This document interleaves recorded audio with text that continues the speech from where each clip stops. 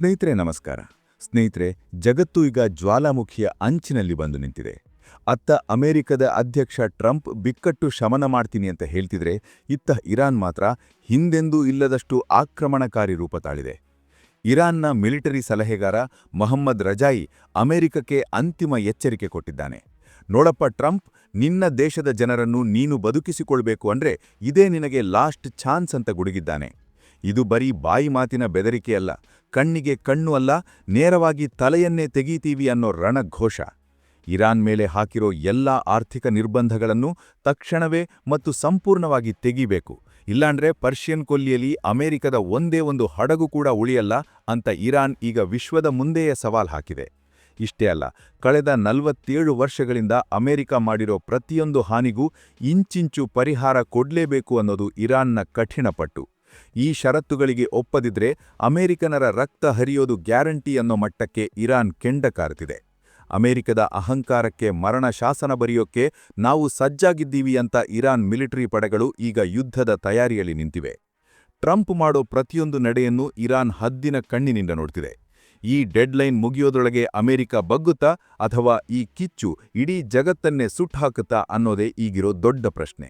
ಇರಾನ್ನ Islamic revolutionary guards ಕೇವಲ ಬಾಯಿಮಾತಿಗೆ ಎಚ್ಚರಿಕೆ ನೀಡಿ ಸುಮ್ಮನಾಗಿಲ್ಲ, ಈಗ ಅಸಲಿ ರಣರಂಗಕ್ಕೆ ಇಳಿದುಬಿಟ್ಟಿದೆ. ಮಂಗಳವಾರ ಮುಂಜಾನೆ ಇರಾನ್ನ ಇಸ್ಫಹಾನ್ ಪ್ರಾಂತ್ಯದ ಮೇಲೆ ಅಟ್ಯಾಕ್ ಆದ ಬೆನ್ನಲ್ಲೇ ಇರಾನ್ ಪಡೆಗಳು ಭೀಕರ ಪ್ರತಿದಾಳಿ ಆರಂಭಿಸಿವೆ.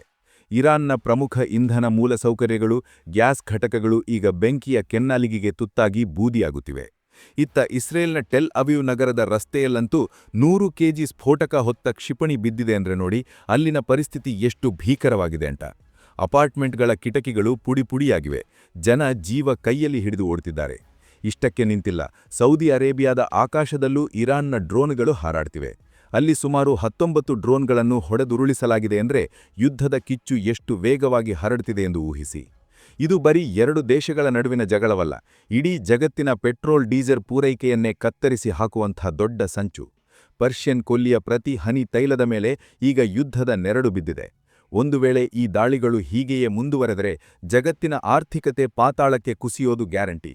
ಈ ಕೊಲ್ಲಿ ಕೋಲಾಹಲ ಎಲ್ಲಿಗೆ ಹೋಗಿ ನಿಲ್ಲುತ್ತೋ ಅನ್ನೋದೇ ಈಗ ಇಡೀ ಜಗತ್ತಿನ ಎದೆಯಲ್ಲಿ ನಡುಕ ಹುಟ್ಟಿಸಿರೋ ವಿಷಯ. ಅಮೆರಿಕದ ಅಖಾಡದಲ್ಲಿ ಈಗ ದೊಡ್ಡ ಮಟ್ಟದ ಮಿಲಿಟರಿ ಗೇಮ್ ಶುರುವಾಗಿದೆ.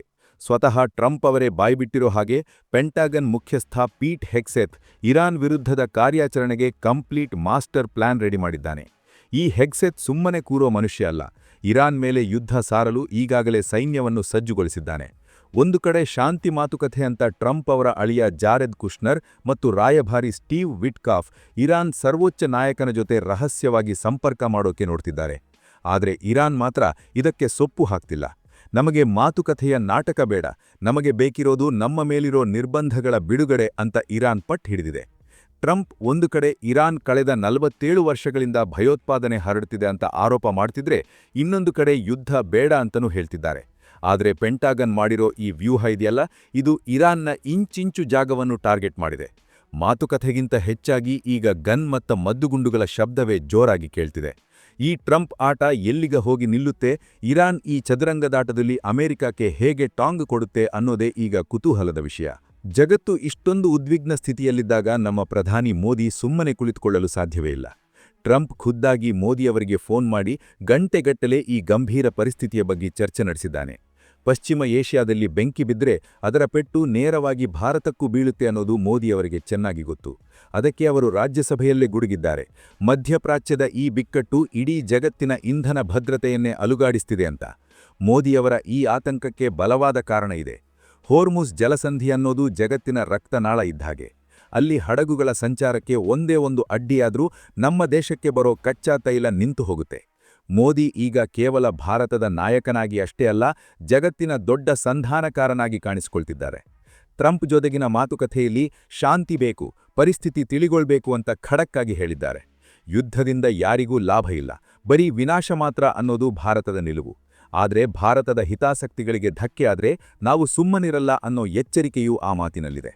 ಇಡೀ ಜಗತ್ತು ಈಗ ಮೋದಿಯವರ ನಡೆಯನ್ನೇ ಕುತೂಹಲದಿಂದ ನೋಡ್ತಿದೆ. ಈ ಯುದ್ಧದ ಕಾರ್ಮೋಡವನ್ನು ಚೆದುರಿಸೋಕೆ ಭಾರತದ ಈ ಶಾಂತಿ ಮಂತ್ರ ಕೆಲಸ ಮಾಡುತ್ತಾ ಅಥವಾ ಜಗತ್ತು ವಿನಾಶದ ಹಾದಿ ಹಿಡಿಯುತ್ತಾ ಅನ್ನೋದೇ ಈಗಿರೋ ದೊಡ್ಡ ಪ್ರಶ್ನೆ. ಜಗತ್ತು ಯಾವುದೇ ಮೂಲೆಯಲ್ಲಿ ಬೆಂಕಿ ಬಿದ್ದಿರಬಹುದು, ಆದರೆ ಆ ಕಿಡಿ ನಮ್ಮ ಮನೆಗೆ ಬರದಂತೆ ನೋಡಿಕೊಳ್ಳೋದು ನಮಗೆ ಅತಿ ಮುಖ್ಯ. ಅದಕ್ಕೆ ರಕ್ಷಣಾ ಸಚಿವ ರಾಜನಾಥ್ ಸಿಂಗ್ ಈಗ ಫುಲ್ ಅಲರ್ಟ್ ಆಗಿದ್ದಾರೆ. ಉನ್ನತ ಮಟ್ಟದ ರಕ್ಷಣಾ ಸಭೆ ಕರೆದು ಸಿಡಿಎಸ್ ಅನಿಲ್ ಚೌಹಾಣ್ ಮತ್ತು 3 ಸೇನಾಪಡೆಗಳ ಮುಖ್ಯಸ್ಥರ ಜೊತೆ ಗಂಟೆಗಟ್ಟಲೆ ಚರ್ಚೆ ನಡೆಸಿದ್ದಾರೆ. ಪಶ್ಚಿಮ ಏಷ್ಯಾದ ಈ ಸಂಘರ್ಷದ ನಡುವೆ ಭಾರತದ ಸಮುದ್ರ ಮಾರ್ಗಗಳು ಮತ್ತು ಬೆಡಿಗಳನ್ನು ಹೇಗೆ ಭದ್ರಪಡಿಸಬೇಕು ಅನ್ನೋದಕ್ಕೆ ಒಂದು ಮಾಸ್ಟರ್ ಪ್ಲಾನ್ ರೆಡಿ ಮಾಡಿದ್ದಾರೆ.